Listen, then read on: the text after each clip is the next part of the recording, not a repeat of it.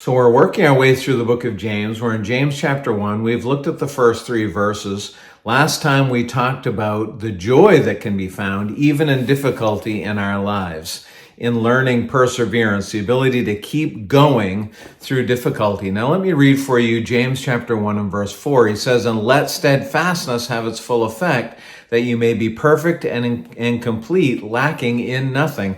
Can we notice just right at the very beginning of this verse, he says, "And let steadfastness have its full effect."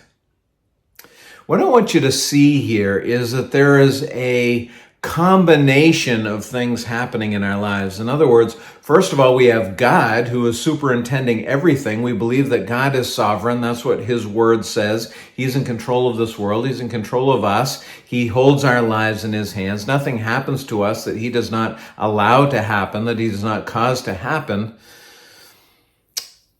And yet James says we need to let steadfastness have its work. Well, how is that possible? I mean, is God doing it, or are we doing it? Is he allowing it, or are we allowing it? And what I want you to introduce to you today is a concept Jerry Bridges talks about in his book, Respectable Sins. If you have not read that book, I'm working my way through it right now. It's an excellent read. And he talks about something that he calls dependent responsibility. And in that, he is describing the responsibility that we have in our lives to allow God to work, to receive what God is teaching us, even though it is God, of course, who superintends it all because he is sovereign.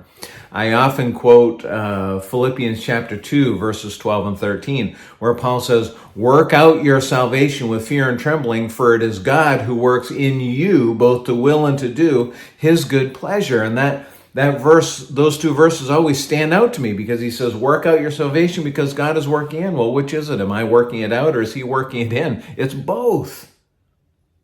And we see here some of this in this verse, this dependent responsibility. We are wholly dependent on God. Obviously, the Word of God is very clear that we owe our lives to him, and our very strength and breath and health and grace and mercy for every day, so that we can live the lives that he has called us to live. We are dependent on him, and yet we have some responsibility here, don't we? We have a responsibility to be obedient, to be submissive to his will. If I trust that God is sovereign, if I trust that he is in control of all of this, and he's in control of my life and what is happening in my life, then I am dependent on him. And yet, see here, we have some responsibility. Let steadfastness have its full effect. My friends, are you willing to be submissive to the will of God in your life, to what he is doing in your life? That is what God is asking of us. Will you submit yourself to him and allow what he is doing to build into your life the character and the strength that you need to live the life he's called you to live?